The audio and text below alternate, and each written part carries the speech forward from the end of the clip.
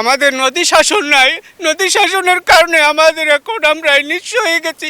এই বলিষ্ঠ নদীর গ্রাসে আমরা সর্বহারা ভিখারি হয়ে গেছি। দুপুরে রান্না বান্না করতে পারি না, জোয়ারে পানি ওঠে। রাত্রে যখন জোয়ার আসে তখন হলো যে ছেলে মেয়েকে নিয়ে মশারি টানায় মশারির ভিতরে বসে থাকি। বাগেরহাট জেলার সর্বদক্ষিণে শরণখোলা উপজেলার বগিগ্রাম, যেখানে আমি দাঁড়িয়ে আছি বলেশ্বর নদীর পাড়ে। এই বলেশ্বর নদী গ্রাস করেছে এই বগিগ্রামের 1 থেকে 3 অংশ। বাপ দাদার আমল থেকে এই নদীর পাশেই তারা বসবাস করেছেন। অনেকেই বলেছেন একাধিকবার তাদের বাড়িঘর সরিয়ে নিয়েছেন, একাধিকবার তাদের গাছপালা নদীগর্ভে বিলীন হয়ে গেছে, একটি ফসলি জমি হারিয়েছেন। এই নদী ভাঙনের জন্য সরকার কাছে অনেক আবেদন নিবেদন করেও কিন্তু তারা আসলে পরিত্রাণ পাননি। এক সময়ের যে বগি বন্দর ছিল, এই বন্দর নাম পরিচিত ছিল, এখানে ব্যবসা বাণিজ্য এবং ঢাকা থেকে লঞ্চ যোগাযোগ ছিল। এখানকার মানুষের আয়ের একটা বড় খাত ছিল। এই অঞ্চলে মানুষের ব্যবসা বাণিজ্য অনেক প্রসার বৃদ্ধি ছিল, যার ফলে এই অঞ্চলে বগি বন্দর নামে অনেক পরিচিত ছিল, যা আজকে নিঃস্ব হয়ে গেছে। এই এলাকার মানুষের এখন ফুটবল খেলার মাঠ নেই, শিশুদের জন্য স্কুল, কলেজ, মাদ্রাসা এবং এখানে লঞ্চঘাট সহ বিভিন্ন হাট বাজার নদীগর্ভে বিলীন হয়ে গেছে, যার ফলে এখানকার মানুষ প্রতিনিয়ত কিন্তু দুর্ভোগের সাথে তাদের জীবনযাপন করতে হয়। এই নদী হাজার হাজার বিঘা জমি আমাদের চলে গেছে, এই নদীতেই আমাদেরকে শেষ করছে। এখানে বগি বন্দর নামে বন্দর ছিল, কাঠ কাটতো জঙ্গলে, এখন আমাদের সেই কোনো কিছুই নেই। আমরা নদীর শাসনে, আমরা নদীর কবলে পড়ে আমাদের বিষয় সহায় সম্পত্তি সব শেষ। আজকের হাজিবাড়ি ছিল আমার মনে হয় এই জায়গায় 4 কিলোমিটার দূরে, 5 কিলোমিটার দূরে ছিল হাজিবাড়ি, তারপর পঞ্চায়েত বাড়ি, তারপর মুন্সিবাড়ি, নাম করা মুন্সিবাড়ি, পঞ্চায়েত বাড়ি, মাঝিবাড়ি, নাগালা মাঝিবাড়ি। এখন যে খালের ভাঙ্গনের মাঝিবাড়ি চলে গেছে, সে বাড়িও নাই বলা যায়, ঠিক নাই বলতে কোয়া যায়। এই বগির বাড়ি কোনো একদিন ছিল, ঢাকার বাড়ি গেছি চলিয়া, ঢাকায় দিয়ে জিনিস কিনবো, আমরা বলছি ঢাকায় দিয়ে কিনবো কোনো, আমাদের বগিতে তো পাওয়া যায়, ঢাকার থেকে আনবো কি জন্যে। এই বগির বাড়ির নাম ছিল বগি টাউন, বগি বন্দর নামে পরিচিত ছিল। এই বলিষ্ঠ নদীর গ্রাসে আমরা সর্বহারা ভিখারি হয়ে গেছি। কেউ জমি জমা নাই বলতেই বলা যায়। একদম যে কিছু লোকান আছে তারাও ওই বলিষ্ঠ নদীর মাঝখানে ভাসতেছে, ঢাবাডুবু খাইয়ে তারপরে বাস করতেছে। আস্তে আস্তে বিলীন হয়ে গেছে, এখন যাইতে আছে। হ্যাঁ, গ্রাম এককালের সবই নানান জায়গায় চলে গেছে, করবে কি? ওই কিছু আছে ওই রাস্তার পাশাপাশি, আর তো এর পাশেই আর সুন্দরবন।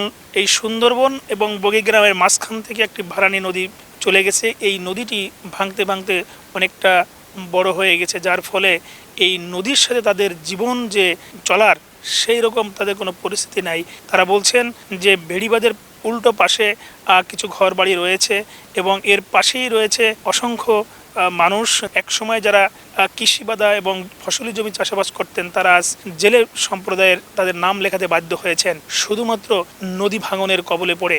আমার বয়সে যা দেখছি স্বাধীনের পরের থেকে এ পর্যন্ত তার কিছুই নাই, সম্পূর্ণ নদীর গর্ভে বিলীন।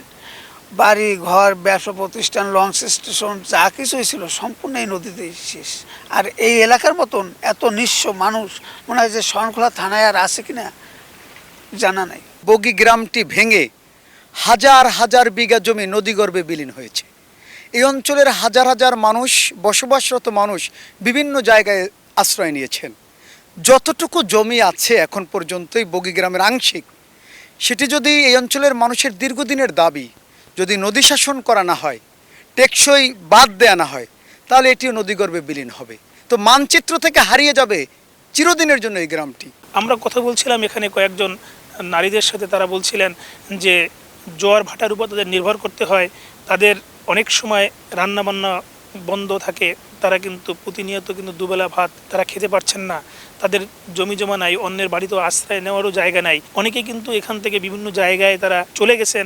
আমাদের তো এই 1 বছর ধরে কোনো রান্না করতে না, চুলা পাতি, তারপরে পানিতে চুলা তলায়া যায়, সেই জন্য রান্না করতে পারি না, নামাই, এই জন্য রাস্তায় চুলা পাইতে রান্না করি। তারপরে ওই জোয়ারের পানি আসলে একদম হাঁটুর উপরে হয়ে যায়, বিছানা সমান সমান হয়, তখন ওই ছেলে পেলে নিয়ে রাস্তায় থাকি। পরে পানি চলে গেলে তারপরে আবার বাসায় যাই, পরিষ্কার করে বস্তা বিছাই তারপরে ঘরে ঢুকি। আমার 5 জন ছেলে মেয়ে, 3 জনই দাঁড়িয়ে আছে, 1 জন চিঠে আছে। তারা আমার লাগাই এই মৃত্যুবাসীর মতন আমার লগে লগে জড়তে আছে, যাইবি কোথায়? নাই টাকা নাই পয়সা, কি খাবে কি দাবে। আল্লাহ এখন টলার হারে মেলে চলে গেছে, কি নিয়ে বাঁচবে ঘুরে বেড়ায়, বাঁচার কোনো রাস্তা নাই।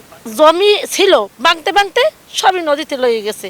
এখন যদি এই বেরিবেটটাও যদি সুস্থ করে বাইন্ধে দিতে, তমুক কৃষি বাধা দিতে পারতে, ঘরে পানি উঠতো না, চুলায় পানি উঠতো না, মানুষ সুস্থভাবে থাকতে পারতো। এখন একদম অনেক কান্দে কান্দে নামাজ পড়ে শহরের বসে রয়েছি, বসে ওই একজন আইসে দেখতে গেছে, শহরে বসে থাকিয়া এখন উডে এই আড্ডে আইসি, আর ভিতরে শুনি এই জায়গায় যেন খারাপ কথা কয়, সেই জন্য আমি এই জায়গায় শুনলাম। নাহলে যে কত ঘর কত কিছু বানছি, একটা পুষ্করণী বেড়া মাছ ছিল, লক্ষ লক্ষ টাকার মাছ বিক্রি করতে পারতাম। এই রেমেল আইয়ে ভাঙ্গে চুরিয়ে সব মাছ নিয়ে গেছে। এই গ্রামে প্রায় ৩,৫০০ ভোটার ছিল, সেখানে সেই ভোটার এখন ১৭০০ নেমে এসেছে। অনেকেই কিন্তু এখান থেকে চলে যাওয়ার পরে মাত্র যারা ভোটার হিসেবে এখানে ভোট দেন তারা মাত্র ৯০০ মতন ভোট তারা কিন্তু এখানে হাজির হন, আর অন্য ভোটাররা কিন্তু এলাকায় থাকেন না, যার ফলে ভোটারও কমে যাচ্ছে। আমরা বিভিন্ন সময়ে স্থানীয় ইউনিয়ন পরিষদ, জনপ্রতিনিধি, রাজনৈতিক ব্যক্তি তাদেরকে নিয়ে আমরা কিন্তু বিভিন্ন সময়ে কাজ করছি। সেই জায়গা থেকে এবারও আমরা পরিকল্পনা করেছি, এখানে আমরা পানি উন্নয়ন বোর্ডকে সম্পৃক্ত করেছি, সাথে বিভিন্ন এনজিওদেরও সম্পৃক্ত করেছি। তাদের সাথে বসে আরো কিভাবে এটাকে স্থায়ীভাবে একটা সমাধানে আসা যায় সেই জন্য আমরা একসাথে কাজ করছি। এই মানচিত্র থেকে হারিয়ে যাওয়ার আগেই শুধু তাদের একটাই দাবি যে এই বগি গ্রামটা রক্ষা করার জন্য নদী শাসন একান্ত প্রয়োজন। নদী শাসন করা হলে এই গ্রামটা টিকবে, না হয় মানচিত্র থেকে হারিয়ে যাবে। শরণখোলা উপজেলার প্রত্যন্ত বগি এলাকা থেকে এই ছিল আমার কাছে সবশেষ। আলী আকবর টুটুল, সময় সংবাদ, বাগেরহাট।